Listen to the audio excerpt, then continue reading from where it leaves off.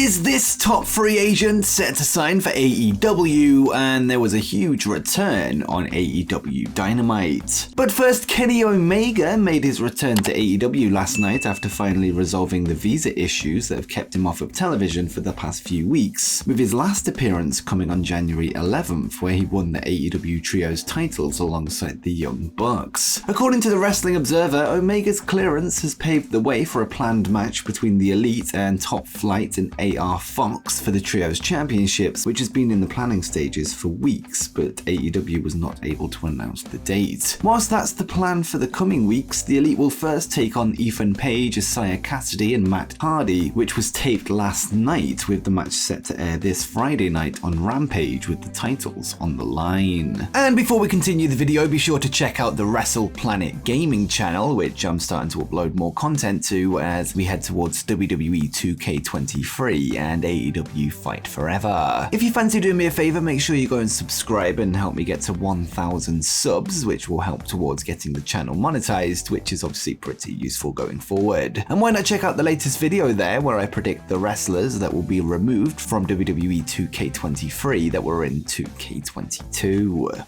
WWE are on the road to WrestleMania, and one of the potential matches for the big show has seemingly been revealed. According to WrestleVotes on Twitter, a triple threat match has been proposed for the Intercontinental Championship between 3 European talents. And the tweet notes, I'm told while not decided 100%, there are plans to feature an Intercontinental Championship three-way match at WrestleMania, Gunther v Sheamus v Drew McIntyre. There are a number of supporters within creative that not only want the match, but they want it towards the top, to be decided. According to Fightful Select, Brock Lesnar went off script after being eliminated by Bobby Lashley at the recent Royal Rumble event, leading to him receiving backstage heat. One of the incidents saw him smash the steel steps off the commentary table, a spot that those at ringside weren't prepared for. He would also throw part of the commentary table into the ring, something that also wasn't expected. Lesnar would also push one of the referees over the barricade into the crowd, something that led to a change in plans later in the match. Whilst Lesnar was supposed to go wild at ringside, he wasn't supposed to do this. The referee in question was supposed to raise the hand of the winner Cody Rhodes at the end of the match, but instead had to sell the attack and go to the back, leading to another referee taking his spot. It was noted that, quote,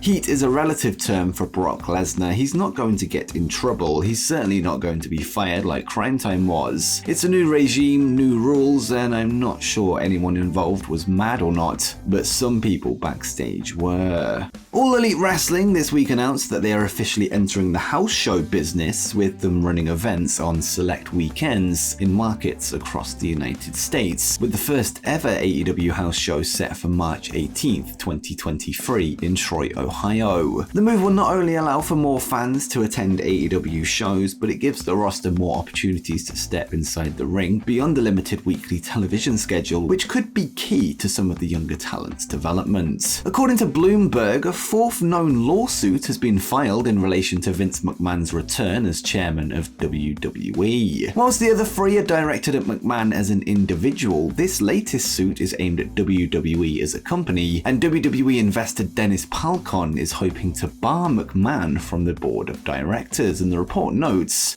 the lawsuit seeks internal files from WWE to investigate claims that McMahon raped and sexually assaulted employees and contractors over the course of decades, then paid nearly $15 million to keep a lid on the accusations. The company didn't immediately respond to a request for comment Wednesday. There are serious accusations about how Vince McMahon obtained and delivered those funds to his victims, according to the complaint made public Tuesday in Delaware's Chancery Court. The suit also cites fears that McMahon's comeback in January, when he staged a board coup after being forced out in July 2022, showed a flagrant disregard for basic corporate governance norms. Believing that the rules do not apply to him, Vince McMahon removed 3 independent directors and reappointed himself, as well as 2 of his longtime cronies. The suit states the apparent misconduct here is both myriad and extremely serious. And next is a top free agent set to sign for AEW. Yesterday, the inaugural IWGP World Heavyweight Champion Kota Ibushi officially became a free agent after his New Japan Pro Wrestling contract came to an end. According to Fightful Select, several companies have shown an interest in signing Ibushi, whether that be to full-time deals or for one-time appearances on the independent scene. On top of this, the belief within the major companies that reached out to him, assumably AEW and WWE, are currently under the belief that Kota would want to remain a freelancer at the same time. Sources close to Ibushi say that he was very happy doing that before signing with New Japan, and that his experience there was a live and learn situation, with him perhaps now against being tied to a contract, at least for the time being. The report notes that his relationship with New Japan broke down for a number of reasons, including due to them asking him to wrestle with an injured shoulder, as well as an unspecified significant private matter. Speaking with Dark Puro on Twitter following his free agency becoming official, Kota Ibushi himself would address the possibility of him joining All Elite Wrestling, something which many fans anticipate to happen at some stage, with hopes that he will link up with Golden Lovers tag team partner Kenny Omega. And Ibushi would say,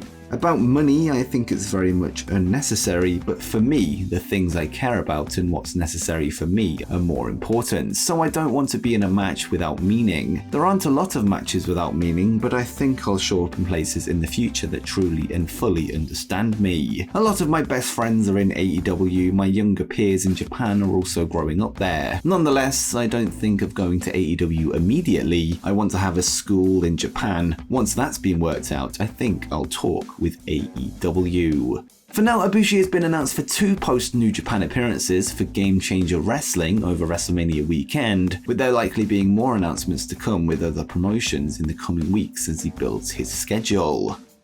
And next, there was a huge return on AEW Dynamite. Last night's episode of Dynamite would see the AEW TNT Championship on the line, with Samoa Joe having the chance to win back the title that he lost just 1 month ago to Darby Allin. Unfortunately for Darby, the brutal no-holds-barred match would lead to defeat, and ultimately a championship loss after Joe put him away with a muscle buster on the exposed wood under the ring canvas for the pinfall win. However, celebrations didn't last long, as Wardlow, the man that Joe defeated for the TNT title the first time around, would confront his former tag team partner. This would lead to a number of security officers hitting the ring to stop the War Dog, leading to a number of casualties in the ring, although the Samoan submission machine wasn't one of them. This was Wardlow's first appearance since his title loss on the December 28th episode of Dynamite, with him rocking a new look after Samoa Joe cut off his ponytail after the match. Wardlow seemingly has his eyes back on the AEW TNT